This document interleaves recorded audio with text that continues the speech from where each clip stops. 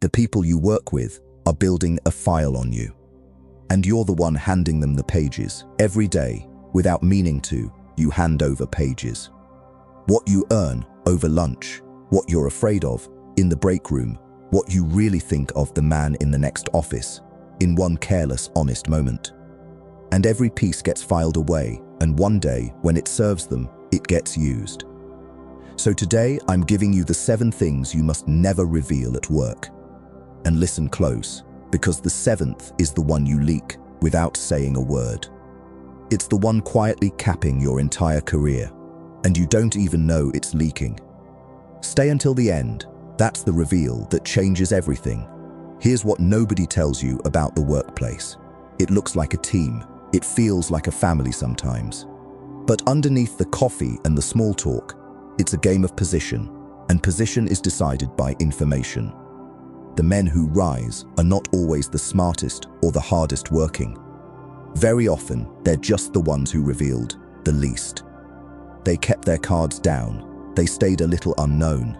And being a little unknown, it turns out, is one of the most powerful positions a man can hold. Machiavelli understood this 500 years ago. He wrote that how men actually live is so far from how they claim to live, that the man who conducts himself by how things ought to be, instead of how they are, engineers his own ruin. The office speaks the language of oughts, family, team, transparency, and runs on the grammar of interests underneath. A man who reveals his whole self in that arena hands his rivals a map of every door and every weakness. The wise man honors the surface and plays the substance. He lets people see a version and keeps the rest for himself. And understand this before we go further. The people who tell you to be an open book are almost never the ones playing to win. They're comfortable, or they're naive, or they're the ones who quietly benefit from your openness.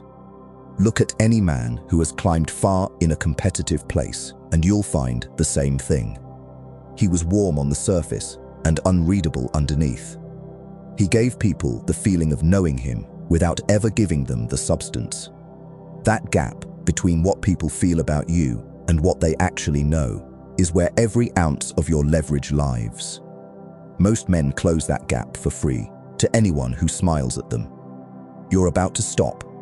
So here's the map, 7 doors, one at a time, from the number they pry out of you over drinks to the signal you broadcast without a single word.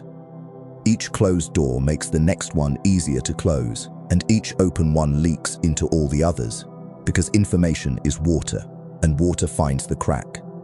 Close all 7, and you become the one thing this building has never once produced.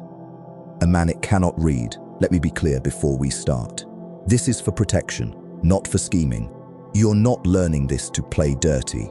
You're learning it so the people who do play dirty can never use you as their material. There's a difference between a liar and a man who simply keeps his own counsel. You're going to become the second one. So before we begin, drop 3 words in the comments right now. Let them guess, type it, because from this moment on, that's exactly what they're going to do. Then, let's close the first door you've been leaving wide open. Number 1, never reveal what you're paid. You think it's harmless. A coworker asks, so you tell them. It comes up over drinks, so you share. You compare numbers with the person next to you, because it feels honest, because it feels like solidarity, because you tell yourself you have nothing to hide.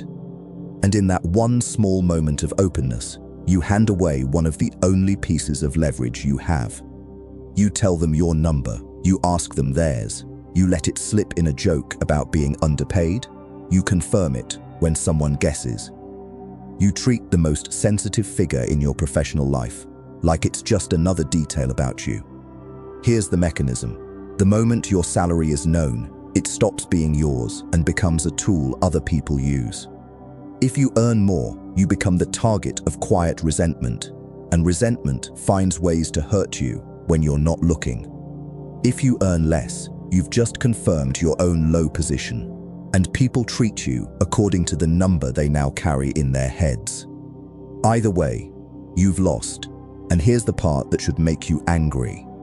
The company already knows every number in the building. They guard that information carefully, and they count on you to be the one who leaks it, because a workforce that compares salaries out loud is a workforce that manages itself into resentment and distraction.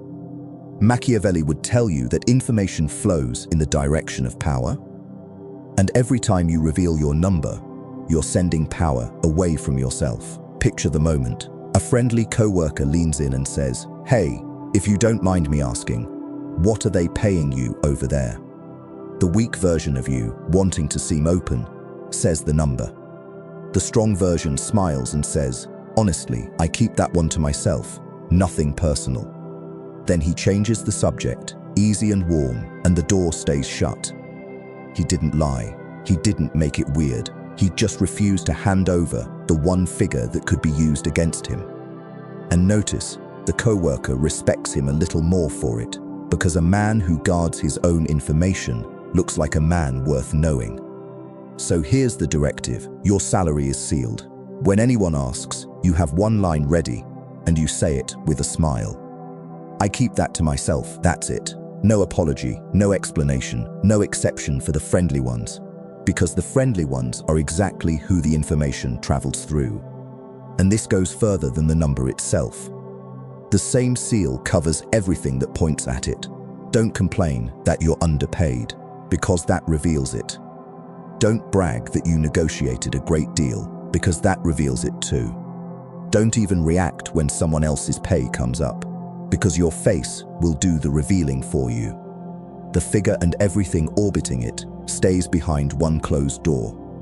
The man who never reveals his number can never be managed by it. And the second thing you reveal is even more dangerous, because it lets your rivals see where you're headed before you get there. Number 2, never reveal your next move. You announce your plans.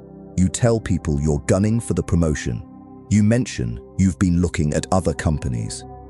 You share the big idea you're about to pitch, the move you're about to make, the direction you're about to go. You think you're just talking. You're actually broadcasting your strategy to everyone, including the people whose interests are the opposite of yours. You say you're going for the lead role. You mention you've got an interview somewhere else. You tell a coworker about the plan before you've even made it real. You let the whole floor know where you're aiming, months before you're ready to move. Here's the mechanism, and there's real theory behind it. In the year 1973, the economist Michael Spence built an entire framework on something called signaling, and he later won a Nobel Prize for it.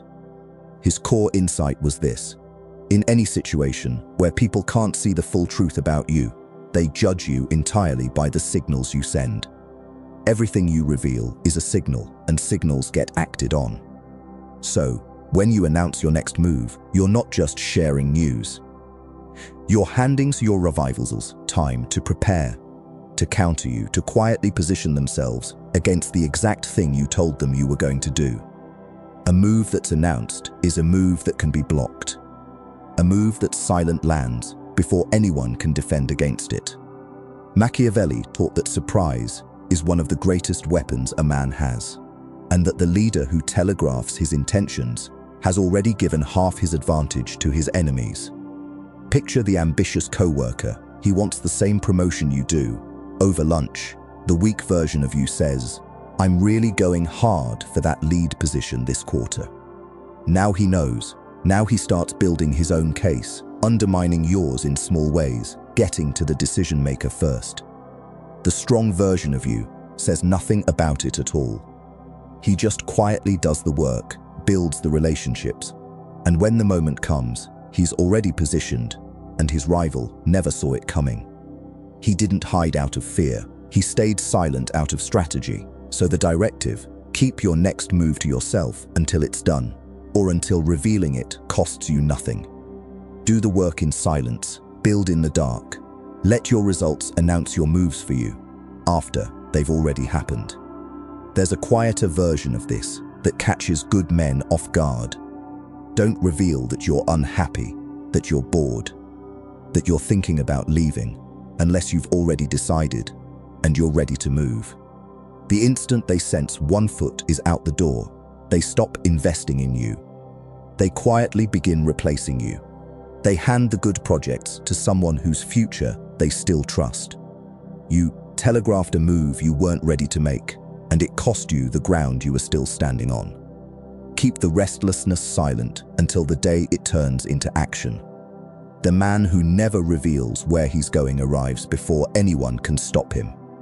And the third thing you reveal turns your private pain into a public weakness that people quietly hold against you.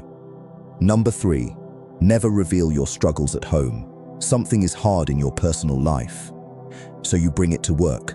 You mention the divorce, you talk about the money trouble. You share that you're barely sleeping, that things are falling apart, that you're going through it. You think you're being human and connecting and getting a little support. What you're actually doing is telling everyone that you're vulnerable right now, and vulnerable men get treated differently.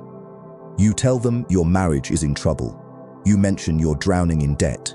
You explain why you've been off lately, why you're distracted, why you're not yourself. You open the door to your private life and let your coworkers walk through it, because carrying it alone feels too heavy. Here's the mechanism. At work, your struggles are never just received as sympathy. They're also filed as data. The manager who hears you're falling apart at home starts to quietly wonder if you can be trusted with the big project. The rival who knows you're distracted knows exactly when to make his move. And the story of your struggle travels, changing shape as it goes, until a version of you that you never agreed to becomes the version everyone believes. People say they won't judge you. They judge you, not out of cruelty, but out of instinct, because that's what humans do with information about weakness. Machiavelli warned that a leader who lets his wounds be seen invites the blade, and that the appearance of strength is often more protective than strength itself. The workplace is not the place to be seen bleeding. Picture the honest confession. You've had a brutal month, and over coffee the weak version of you unloads it all onto a coworker. Every detail of what's going wrong at home. It feels good for 10 minutes. Then, 3 weeks later, in a meeting, when a big opportunity is being handed out, you watch it go to someone else, and you never quite understand why. The strong version of you keeps the private life private. When people ask how he's doing, he says all good, busy as always, and steers back to the work. He processes his real pain with the people who actually love him, not with the people he competes with for position. So the directive, keep your home life out of the building. When you're struggling, you have one professional answer, and it's a calm all good, thanks for asking. Save the truth for your family, your closest friends, the people whose success doesn't depend on your weakness. The man who never reveals his wounds at work is a man no one knows where to cut. Now stop with me here, because the next truth is one they will never admit to your face. Here's what your company will never tell you out loud. They know exactly what every single person in that building is paid, and they spend real effort making sure you never find out. Information is kept secret in one direction only. Theirs, they ask you to be open, transparent, and honest, while they guard their own information like a fortress. So answer me honestly in the comments. Why is it unprofessional for you to protect your information, but completely normal for them to hide theirs? Who taught you that openness was your job and secrecy was their right? Say it below. I want to see how many of you have never once thought about it that way. Number 4, never reveal what you really think of people. You tell someone who you can't stand. You confide that a certain manager is incompetent. You agree when a coworker starts trashing someone, and you add a little of your own. It feels like bonding. It feels safe because they started it, because you trust this person, because everyone knows it's true anyway. And then, one day, it comes back around, and you find out the hard way that nothing you say about another person ever stays where you left it. You say the boss is clueless. You call a coworker lazy behind his back. You share exactly what you think of the people you work with, in a lowered voice, to someone you've decided is on your side. Here's the mechanism. Every negative opinion you reveal about a person becomes a piece of ammunition that outlives the conversation.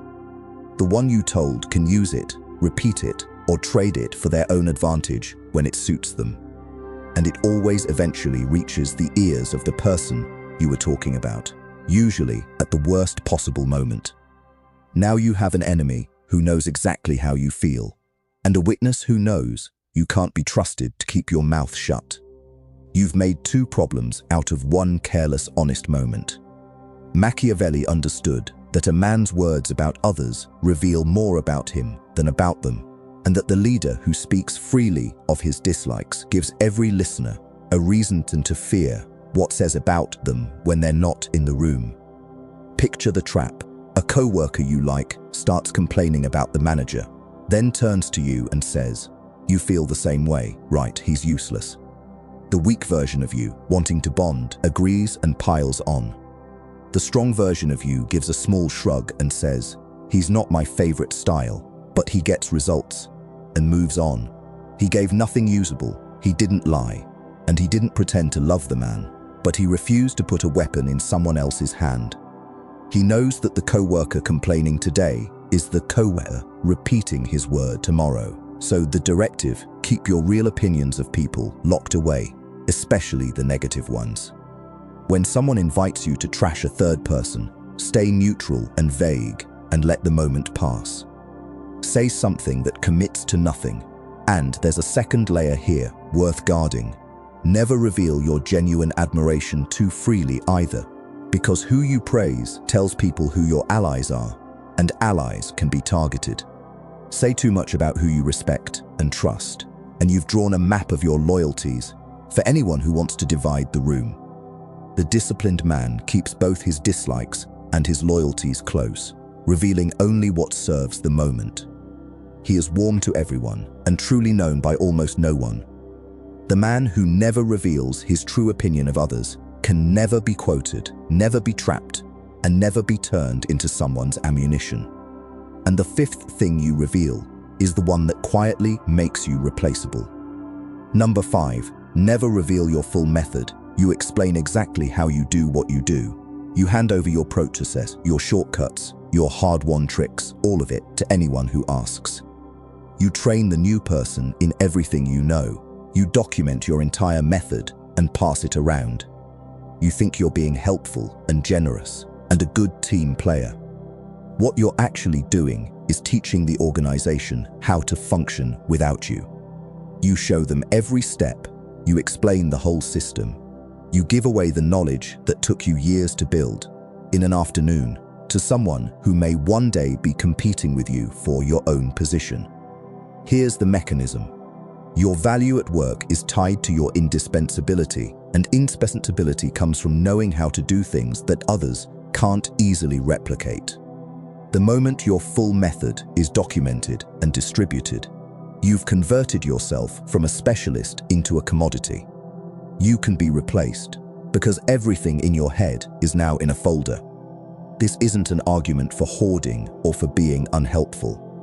It's an argument for keeping some part of your craft in your hands, some judgment, some art, some piece that can't just be copied off a page. Machiavelli observed that a man who makes himself completely understood makes himself completely disposable, while the one who keeps some mystery about how he achieves what he achieves remains necessary. Necessity is protection. Picture the eager new hire or the manager who wants everything written down. The weak version of you dumps your entire method into a document and hands it over, proud to be so thorough. 6 months later, you notice the work you used to own is being spread around, and your position feels a little less secure, and you can't quite say why. The strong version of you is genuinely helpful, teaches the basics well, and remains warm, but he keeps the deepest layer of his craft as lived judgment, not written instruction. He's the one people still have to come to, because the real skill was never something you could copy. He made himself helpful without making himself optional. So the directive, be generous with effort and warmth, but never fully document the art that makes you rare. Teach the what, keep some of the how. Let there always be a reason people need you in the room. Watch, too, how you talk about the work itself. Don't reveal how easy something was for you. The moment you say, "Oh, that only took me 20 minutes," you've told them the work is cheap, and cheap work gets loaded onto you, without thanks and without pay. Let them believe your results cost real effort and judgment, because they usually did. The value of what you do lives partly in the mystery of how you do it. Strip that mystery away, and you strip away your own price. The man who never reveals his full method stays necessary, and necessity is the safest position a working man can hold. And the sixth thing you reveal hands people the exact buttons to push when they want to control you. Number 6, never reveal what stings you. You let people see what gets to you. You show them the comment that lands, the joke that hurts, the topic that makes you defensive.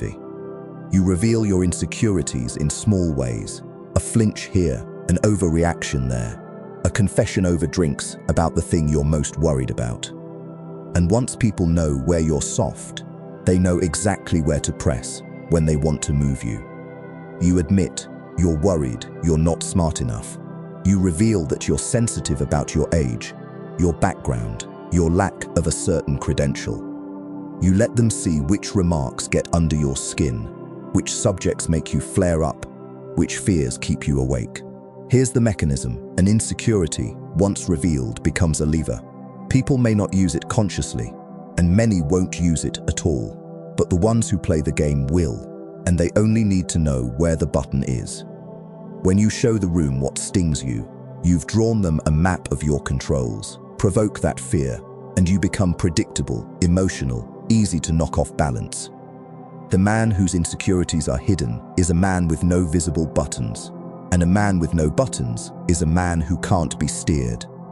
Machiavelli knew that a leader ruled by his sensitivities is a leader who can be manipulated by anyone who discovers them, and that the composed man who reveals no soft spot forces the world to deal with him on his own terms.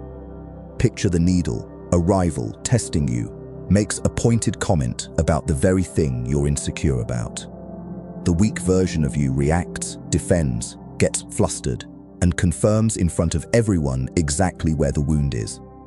Now it's a known weakness, and it'll be pressed again. The strong version of you doesn't flinch. He receives the comment with a flat, unbothered look, maybe a small dry smile, and gives nothing back.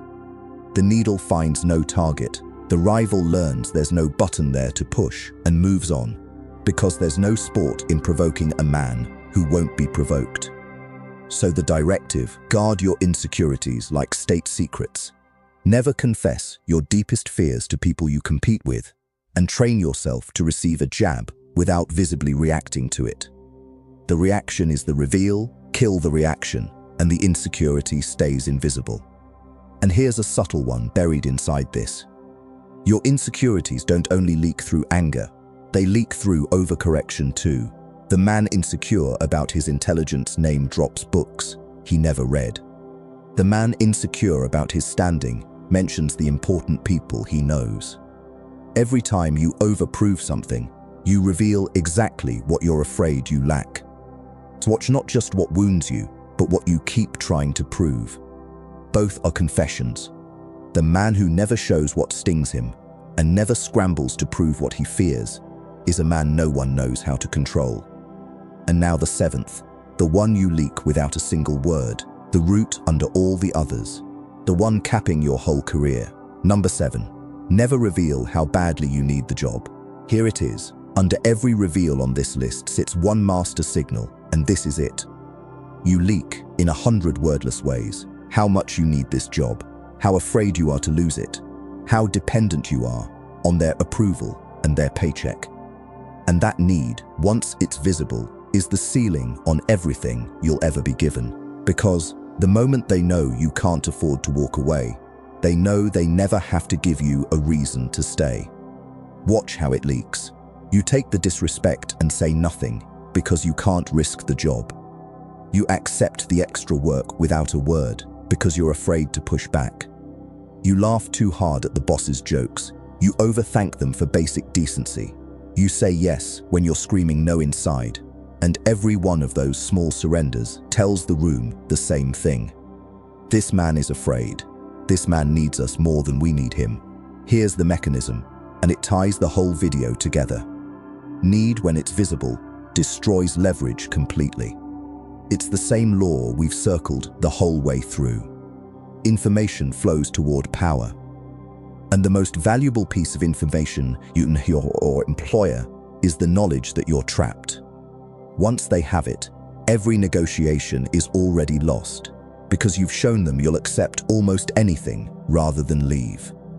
The man who guards his need, who carries himself like someone with options, whether he has them or not, is treated completely differently. They give him more, offer him more, respect him more, precisely because they're not sure they can keep him. Machiavelli said, "The man who appears to need nothing holds power over everyone who needs something, and there is no exception to this at work. The one who seems least afraid to leave is the one they work hardest to keep." Picture the same man in two versions. One reveals his need in everything he does and gets treated as furniture, passed over, loaded up, and quietly disrespected because they know he'll take it. The other guards his need completely.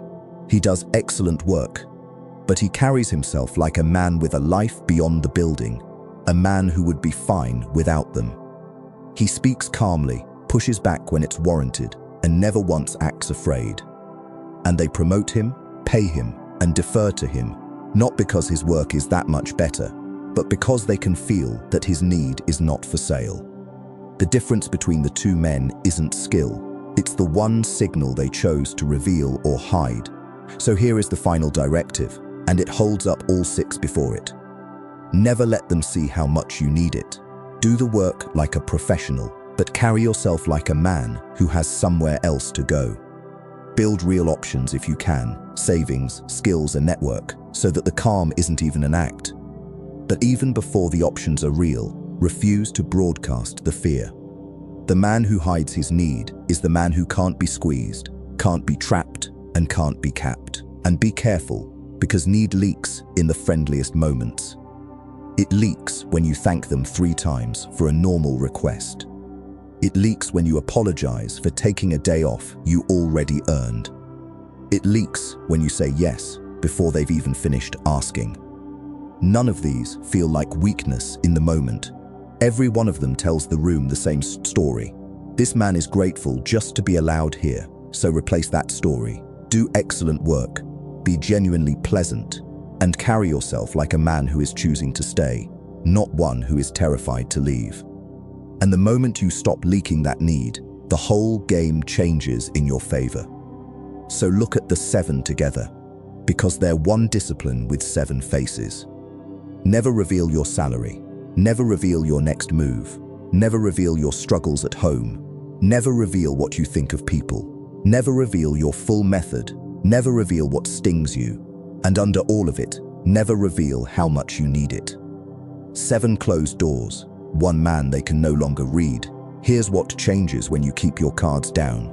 People start treating you as someone with depth they can't quite see, and depth commands respect. You stop being predictable, so you stop being manageable. Your rivals lose their ammunition because you stopped handing it out. Your bosses lose their leverage because you stopped showing your need.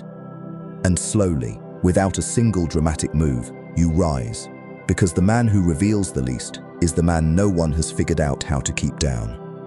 You didn't become fake.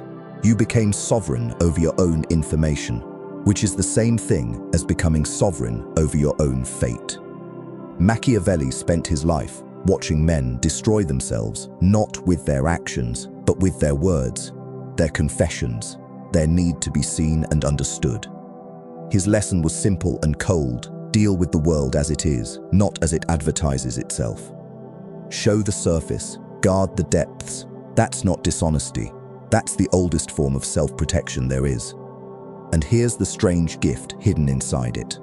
When you stop leaking yourself to everyone, the few people who actually earn your trust receive something rare and real. because your openness finally means something again. You didn't lose your honesty, you made it valuable, you gave it a price, and you stopped spending it on people who were only ever collecting it to use against you later. And the question from the midpoint answers itself now. It was never unprofessional to guard your information. It was just unprofitable for them. Say it one more time and put it in the comments. Let them guess, because from now on, that's all they get to do. If this one opened your eyes, you're one of us now. Subscribe and stay close. The next video goes into something deeper than information. It's about the one reaction that gives all your power away in an instant, and how to become the man who never flinches, no matter what they throw at him. The man who cannot be provoked, cannot be beaten. Don't miss how that one works. Keep your cards down, show the surface, and watch how much power comes back to you the moment you stop handing yourself away for free.